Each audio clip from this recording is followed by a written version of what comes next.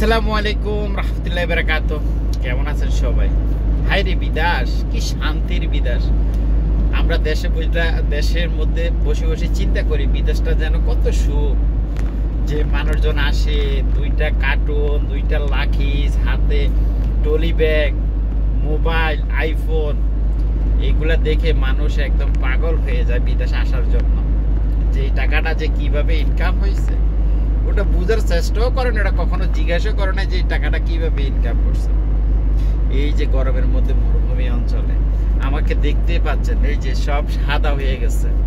কেন সাদা হয়েছে জানেন? টেনশন। যখন সৌদি আরব আসি তখন মনে করেন যে আমার দাড়ি মোছও উঠে নাই, পাসপোর্ট হয় না। যখন বিদেশ আসবো পাসপোর্টে হয় না, তখন ওই যে পাতিলের কালি দিয়া মোছ লাগাইয়া ছবি উঠে পাসপোর্ট করছি, বিদেশ আসছি। যে না, বিদেশ আসার পরে চিন্তা করছি যে কষ্ট, কত কান্না করছি, কেন বিদেশ আসলাম।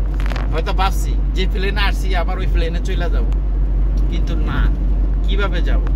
আমি তো দেশের থেকে ঋণ করে আসছি, ওই ঋণ তো আমাকে শোধ করতেই হবে। ঋণ শোধ করতে করতে আমার 2টা বছর এভাবে পার হয়ে যায়। তারপর হইল লাভের অংশ, সংসার চালানো। এভাবে করতে করতে করতে করতে দিনগুলা যে কিভাবে শেষ হয়ে যায় বুঝতেও পারিনি। কারণ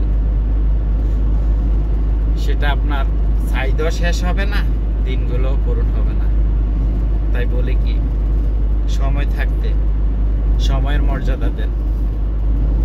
আপনারা হয়তো দেশে বসে আছেন, এভাবে ঘুরতেছেন, না ঘুরে মাথার মধ্যে একটা প্ল্যান তৈরি করেন যে দেশের মধ্যে কি করা যায় যে আমি সারা জীবন একটু শান্তিতে থাকতে পারবো, চলতে পারবো। আমরা তো ভাবি ধুরা 2 লাখ 3 লাখ টাকা খরচ করে বিদেশ চলে যাবো, ওইখানে খালি টাকা ইনকাম করবো, মাসের শেষে দেশে পাঠাবো আর নিজে ফাং করে চলবো। এটা কখনো চিন্তা করবেন না ভাই। টাকা পয়সা ইনকাম করা এত সহজ না, খুব কঠিন। আপনি বাস্তবের সাথে আসেন, তারপর আপনি বুঝতে পারবেন সহজ না কঠিন। যে আইফোন চালানো, দামি দামি মোবাইল চালানো, ওটা কিভাবে অর্জন হয়েছে, ওটা অনেক পরিশ্রমের টাকা, এমনি এমনি আসে নাই। তাই খুশি হইেন না, বেশি খুশি হইলে পরে ঘুম নষ্ট হবে। তাই নিউটলে থাকো, চিন্তা করেন কি করবেন। এই যে রাত্রে ঘুম নাই, ঘুমের থেকে একটু পরপরে ঘড়ির টাইম দেখা, কখন ডিউটিতে যাব। ডিউটিতে একটু লেট হলে কোম্পানির বকা শোনা লাগবে, বেতন কাটবে। অন্তত এটা থেকে বাঁচবেন। অনেক কথা হয়েছে, ভালো থাকবেন। আল্লাহ হাফেজ। আসসালামু আলাইকুম রাহমাতুল্লাহি ওয়া বারাকাতুহু।